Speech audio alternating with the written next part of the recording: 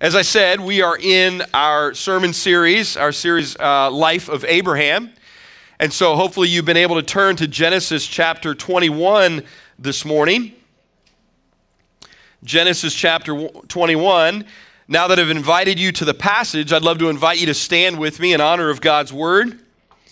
I'm going to read two sections of chapter 21. Read verses 1 to 8, and then I'm going to jump down to verses 22 to 34 and finish the chapter out. So two sections. So I'll give you that prompt as we get to the end of 8, then we'll move down to 22. Reading from the New American Standard Bible this morning is what my version is. Then the Lord took note of Sarah as he had said, and the Lord did for Sarah as he had promised. So Sarah conceived and bore a son to Abraham in his old age, at the appointed time of which God had spoken to him. Abraham called the name of his son who was born to him, whom Sarah bore to him, Isaac. Then Abraham circumcised his son Isaac when he was 8 days old, and as God had commanded him. Now Abraham was 100 years old when his son Isaac was born to him. And Sarah said, God has made laughter for me. Everyone who hears will laugh with me. And she said, who would have said to Abraham that Sarah would nurse children? Yet I have borne him a son in his old age. And the child grew and was weaned. And Abraham made a great feast on the day that Isaac was weaned. In verse 22 and to the end of the chapter now. Now it came about at that time that Abimelech and Phicol, the commander of his army, spoke to Abraham, saying, God is with you in all that you do. Now therefore swear to me here by God that you will not deal falsely with me, or with my offspring, or with my posterity, but according to the kindness that I have shown to you, you shall show to me and to the land in which you have sojourned. Abraham said, I swear it. But Abraham complained to Abimelech because of the well of water which the servants of Abimelech had seized. And Abimelech said, I do not know who has done this thing. You did not tell me, nor did I hear of it until today. Abraham took sheep and oxen and gave them to Abimelech, and the two of them made a covenant. Then Abraham set 7 ewe lambs of the flock by themselves. And Abimelech said to Abraham, what do these 7 ewe lambs mean, which you have set by themselves?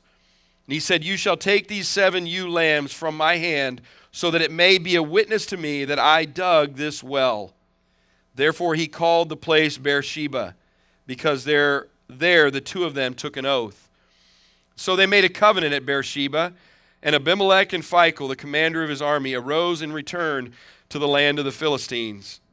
Abraham planted a tamarisk tree at Beersheba, and there he called on the name of the Lord, the everlasting God. And Abraham sojourned in the land of the Philistines for many days. May God add his blessing to the reading, hearing, and understanding of his word. You may be seated.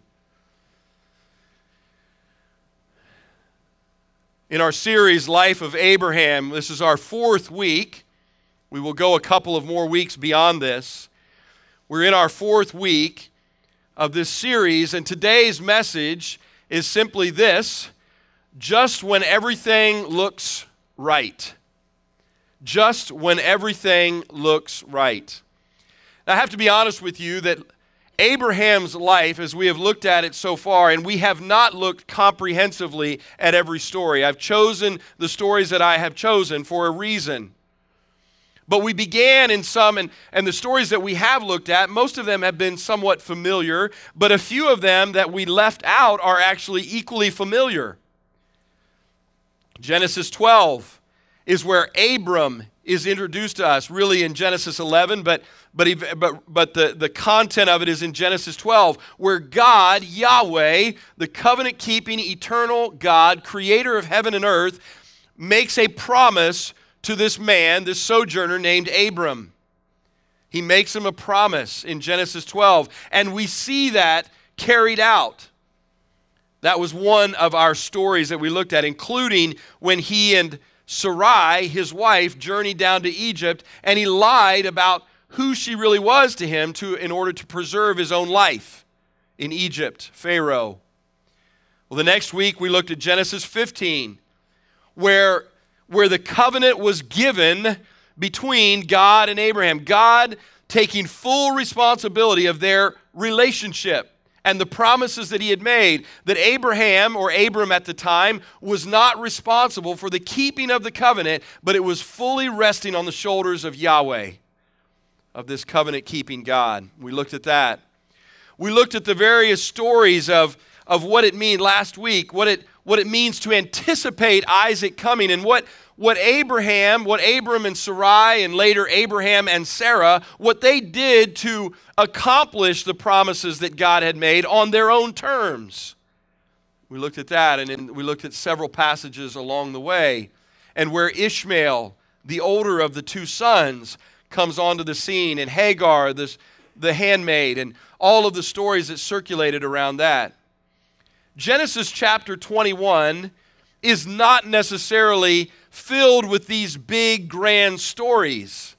It may not be one of the more familiar ones to you, other than just the general progression of Abraham's life would be 21. But here is why today I wanted to spend on Genesis chapter 21. Because you know what comes next? Well, numerically, it's kind of easy. Genesis 22. But if we don't spend time in Genesis 21, Genesis 22 will lose some of its punch.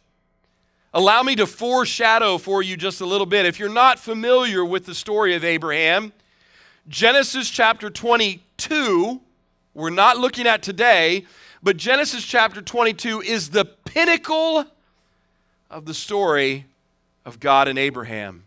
It is the pinnacle. It is the summit story in this journey between God and this man Abraham. And we will get there next week. But it will not have the significance if not for Genesis 21. And that's not just the numerical need to have a 21.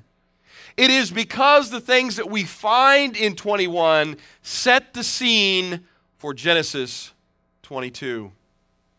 The pinnacle story that we'll see next week is the story of God saying to Abraham, Abraham, I want you to sacrifice your son, your only son, on the altar. And Abraham, we will see next week, carries this story forward in Genesis chapter 22. We will not fully appreciate Genesis 22 without the content of today's message in chapter 21.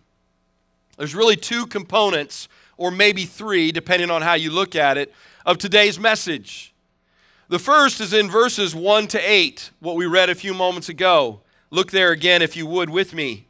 Genesis 21, 1 to 8. The first three verses are these. Then the Lord took note of Sarah as he had said, and the Lord did for Sarah as he had promised. So Sarah conceived and bore a son to Abraham in his old age at the appointed time of which God had spoken to him. And Abraham called the name of his son, who was born to him, whom Sarah bore to him, Isaac. In those first three verses, hopefully you hear either in my own reading or as you read silently to yourself, you see the cadence of some important phrases. You see the repetition and the cadence of these. Then the Lord took note of Sarah as he had said. And the Lord did for Sarah as he had promised. So Sarah conceived and bore a son to Abraham in his old age at the appointed time which God had spoken to him. And Abraham called the name of his son, who was born to him, whom Sarah bore to him, Isaac. You can't overlook the emphasis of this repetition. Genesis 22 is just on the horizon. Genesis 21 is setting the scene for Genesis 22. And in this particular case, Isaac is is not so much the central character, but he is the fruit of what has been promised and promised and promised and promised for 25 years. 25 years. When we first met Abram, he was 75. Isaac was born to him at 100. 25 years of anticipation. And here we find, as he had said to them, as he had promised, at the appointed time, as he had spoken to Abraham. You hear the reassurance that Moses, the writer of this book, who is telling these ancient stories of the patriarchs, specifically Abraham at this time, he's telling this, and he does not want us to miss the fulfillment of 25 years of anticipation. He wants us to realize this. He wanted his original readers, the people of Israel, who were going to read these first 5 books, these first Genesis, Exodus, Leviticus, Numbers, and Deuteronomy. They were experiencing them, but in particular, Genesis was what they needed to know as their heritage. And this God who had brought them out of Egypt hundreds of years later was the same God who had made these promises. And Moses wanted his original hearers, and now us, thousands of years later, to have that same reassurance of the character of Yahweh. His character, his faithfulness. Abraham is not without his own expressions of faith. See, I hope that you understand that as we have done this sermon series on the life of Abraham, that in any sermon series and in any biographical sermon series like we're doing here, in this case Abraham, we could do it on any number of biblical characters, but I hope that it's not lost on any of you that the character that we want to highlight is who? God himself, right? That we're looking at God through the life of Abraham. He is the one that we want to consider today. Faith in him is what we want to consider. As I've said, we're watching a journey of faith in a man, and we have much to learn from him for our own faith journey. Even though he lived 4,000 years ago, Paul in Galatians calls him the father of our faith. But it is truly God that we are seeing in those first 3 verses, as he had said, as he had promised, which he had spoken to him. These are meant to reassure us of the character of Yahweh, that he is good for his promises. Abraham is acting in faith. How do we know that? Well, one, he names him Isaac, which means laughter. He names him Isaac. He knows that this has been commanded of him, that he will be known as forever laughter. And Abraham names him as such. Naming is such a critical rite of passage for that person, for that child. You think of a slightly more recent, but still an ancient story for us, and that is of Zacharias and Elizabeth at the time of Jesus' birth, which was also the time of John's birth. And the priest, Zacharias, he was met by an angel, and that angel told him what was going to happen. Again, an aged birth, an aged couple were going to have a child, and there was doubt in his heart, and therefore he was silenced. But one thing that was clear was, you shall call him John. And when in fact John was born, and they asked him, the crowds asked him, so what will his name be? He said, his name will be John. It was an act of faith, of belief that God was behind this, and this is true for Abraham. So that was one expression of faith. What is another expression of his belief? Verse 5. Now Abraham was 100 years old when his son Isaac, verse 4. Abraham circumcised his son Isaac when he was 8 days old, as God had commanded him. Another expression of faith, as God had commanded him. Now Abraham was 100 years old when his son Isaac was born to him. Beverly and I were a little bit older when we got married. Not much. We were a little bit older. We even waited a little while before we had our biological children. We were a little older. We'll keep the number to ourselves. We were a little bit on the older side with Nick, and then a couple years later with Hope. But then, not biological, but then Isaiah comes along. And again, we did not birth Isaiah, and we would not change it for the world. In fact, he has been such an unbelievable blessing in our family. But there are times, quietly to us, in the corner of our room or somewhere quietly, Beverly and I will say to one another, did we really just do this? Do you know how old we will be when he graduates high school? Are we sure that we knew what we were doing? And of course, the answer is we wouldn't change it. And here we have Abraham, 100, with a little child. Can you imagine? My folks come up and they came for a visit, or Beverly's mom comes for a visit, and they're nowhere near that age. And I mean, you know, they'll say, we just need to go home and rest, Gord. We're going home. We're going to go rest. It's like, I get it. Can we go with you? You know? So it's one of those deals. I was thinking of just a couple weeks ago, we celebrated Brother Bob's 98th birthday. Bob, do you want to come over and watch Isaiah a few days a week? You want to come over? You think you could do it? I bet he could. 100 years old was Abraham when Isaac was born to him. Sarah, 90 years old. It's so funny, and I love reading her expressions. Look at verses 6 and 7. Sarah said, God has made laughter for me. Everyone who hears will laugh with me. And she said, who would have said to Abraham, Sarah would nurse children? Yet I have borne him a son in his old age. Can you imagine? Ladies, I can't even fathom that, right? A beautiful mother at 90 years of age nursing her newborn child. What faith that must have built. And verse 8, then the child grew and was weaned, and Abraham made a great feast on that day that he was weaned. What an amazing story. I want you to pocket that for just a minute, and we'll come back to it.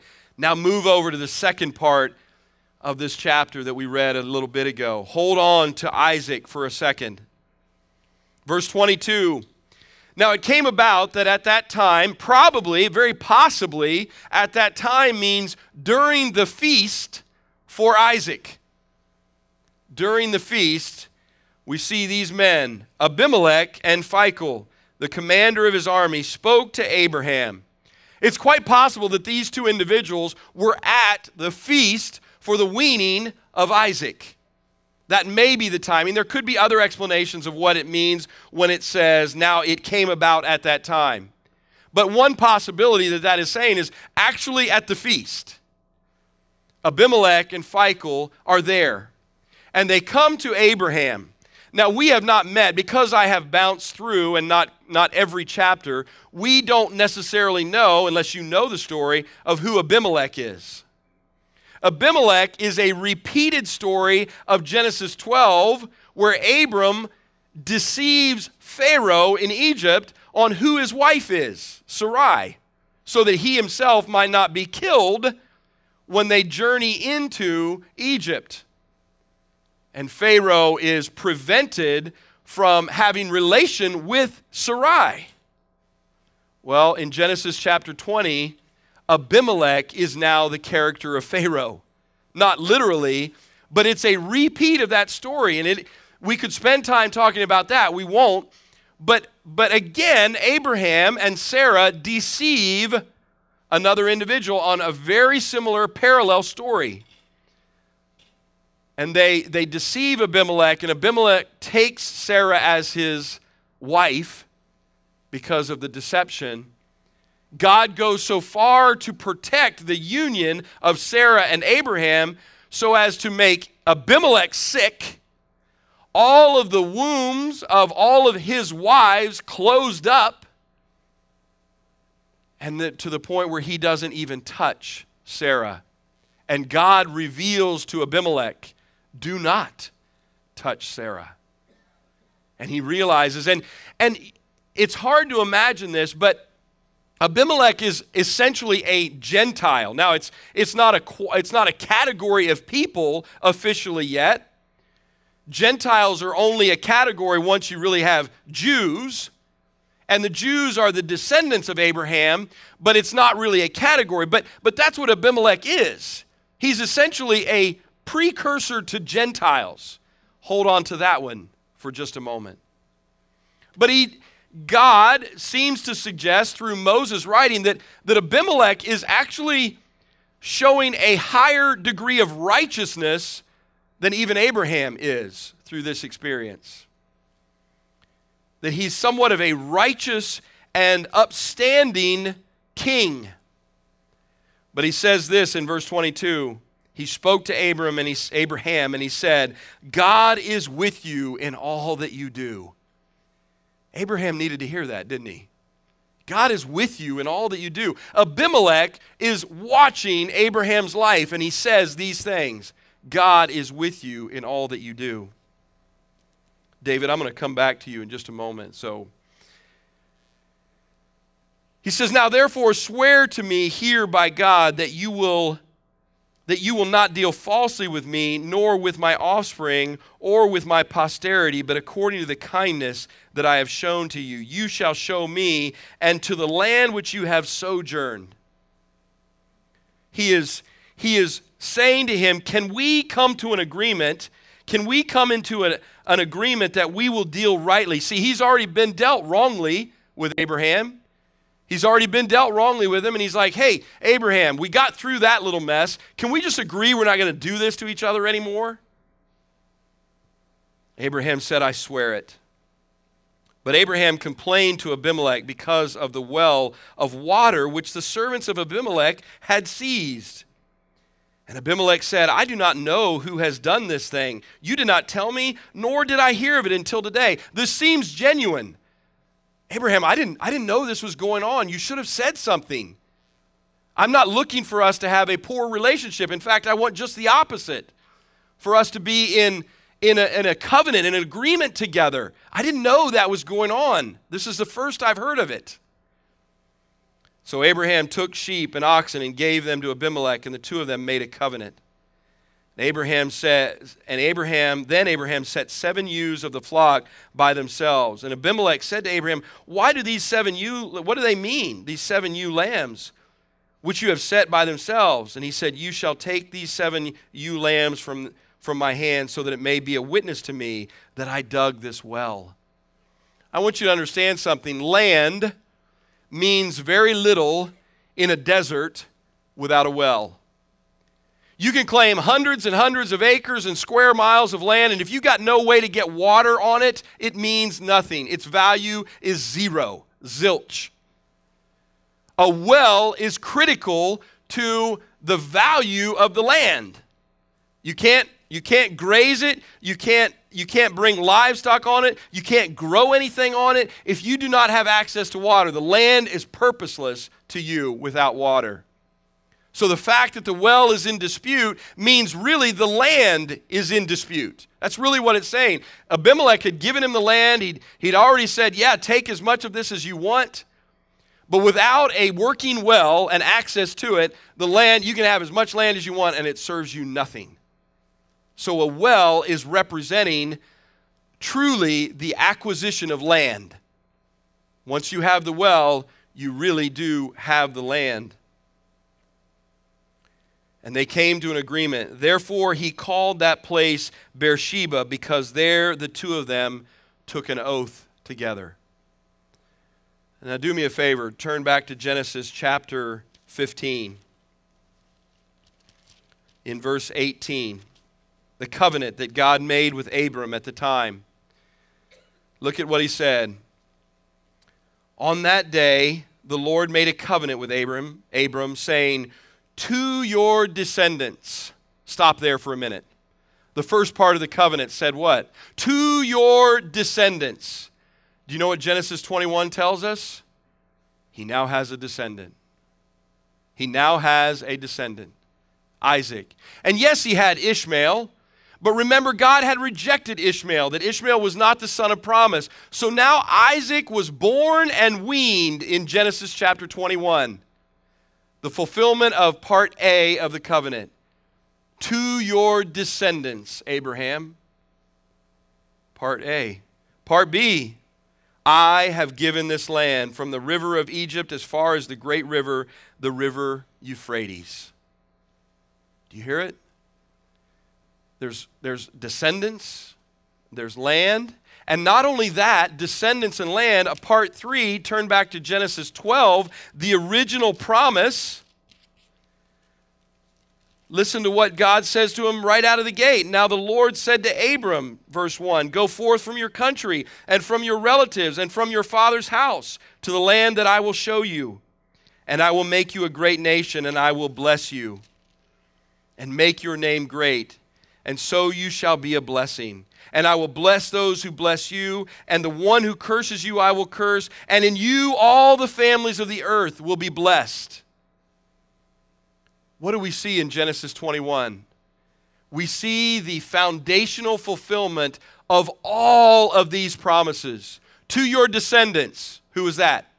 Isaac. I will give this land. What is that? The promised land, land, prosperity. And you will be a blessing. Who is that? Abimelech. A righteous Gentile is being blessed by Abraham. Do you see how everything is coming together? My goodness, all of the pieces are fitting together. It's as though the light switch has been turned on and everything that we were hoping for is being realized. This is amazing. The conclusion of Genesis chapter 21, it is as though the light switch of the day is turned off in complete peace, in complete satisfaction. God has given me a son. God has given me land. God has made me a blessing.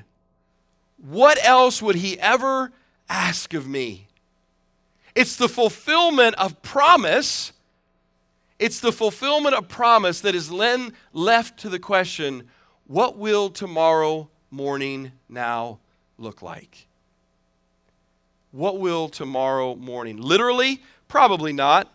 Genesis 22 is probably not an immediate story off of Genesis 21.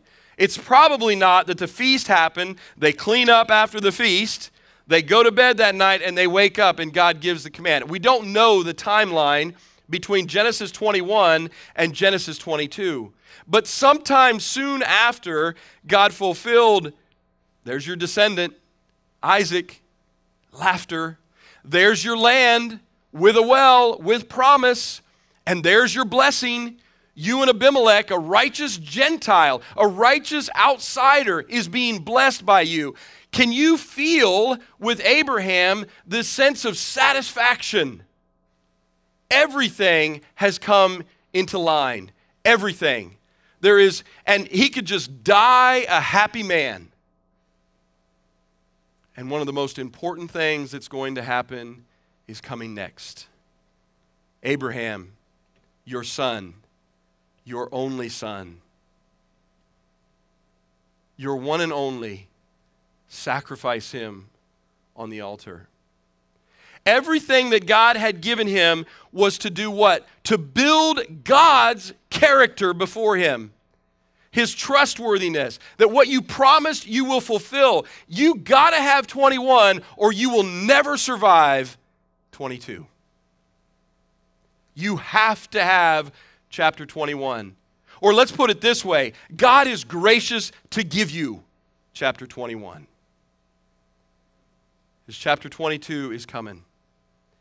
And it is the pinnacle, it is the summit of Abraham's faith journey. It is the summit of his faith journey. Everything has come into line. Man, life is good. I lay my head on my pillow on the night before. I'm going to wake up, figuratively, I'm going to wake up the next morning, and you know what God is going to ask me to do? Abraham, I want you to sacrifice that son, that only son. Are you ready?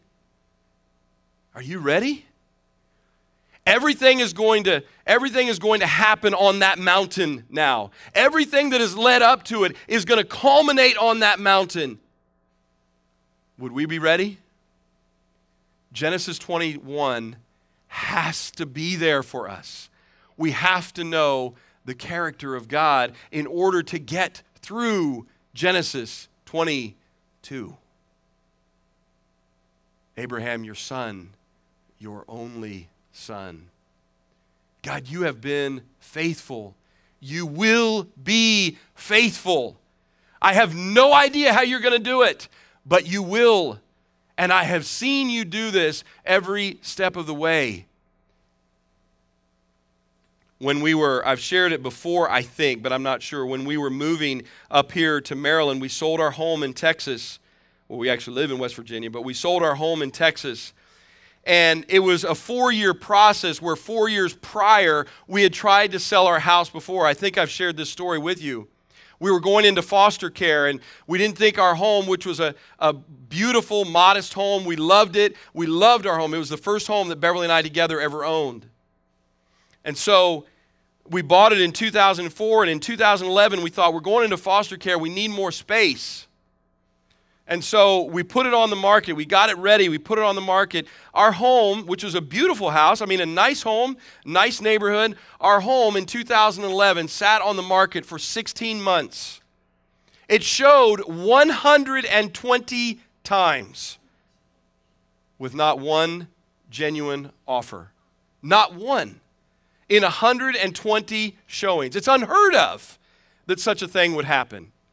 My wife and kids, sometimes myself included, imagine the 120 times that Beverly and the kids had to scrounge the house together and get it ready to be shown over and over in the defeat. After about 12 or 15, it gets hard, you know? It kind of does. Get up to the high 70s and you're ready to throw a rock through the window, you know? I don't care anymore.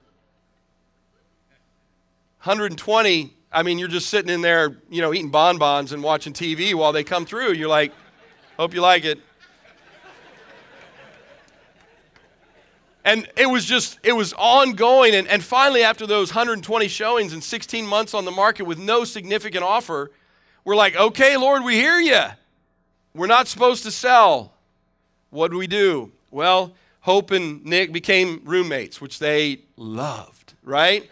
So it freed up another room so that we could bring in other kids to have sort of their own bedroom. We had a 3-bedroom home. And so we did that. And we thought, well, if we're going to live here, maybe we should refinance the house. Maybe that'll help us. And sure enough, we got a great refinancing. And so moving it, just for vulnerability, we bought the home at a 30-year note. Now we were at a 15-year note in our refinancing. 4 years later, we felt called to make this journey up here. Our house, the equity and the sale price went from this, and both ends just went like this. Our equity grew significantly because of how we refinanced. The sale price went up nearly 30% in 4 years. The amount of space that grew between what we would have sold it and what we would have gained from capital off of it just went like that. What sat on the market for 16 months now sat for 3 days. And there was a bidding war, a little bit, a small one, for our home by the next owners. What did the next day look like? I don't know specifically what happened the day after we signed the papers, the day after the house sold. I can't remember specifically, but I can probably guarantee you this. I doubted God on something. I don't know. Why? Because I know me. I doubted him. Wait a minute, you sold a home that wouldn't sell 4 years ago in 16 months. You sold it in 3 days. You made for us far more. I mean, I can't even tell you how much more we made off of it as a result of waiting. And the next day, what do? I wake up, and I promise you, though I don't know the scenario, I'm convinced I doubted him on something. I'm convinced I did. Oswald Chambers, the great devotion writer, was going through at some point in his life a pretty significant, hard season. And he was going through it, and his wife said, in her desperation, going through it with him, Oswald, what is God doing? Do you know? I mean, help me. What is he doing? A very hard season, whatever it was. And Oswald said these words, my dear, I don't know what God is doing. I only know who God is. But if I know who God is, it matters not what he does. Abraham was experiencing fulfilled promises, and he was going to be asked to exchange those promises, those fulfilled promises, for another faith test. I want to borrow the capital that I have built with you, Abraham, and you're going to spend it in ways that you can't even imagine. Do you trust me? Do you trust me?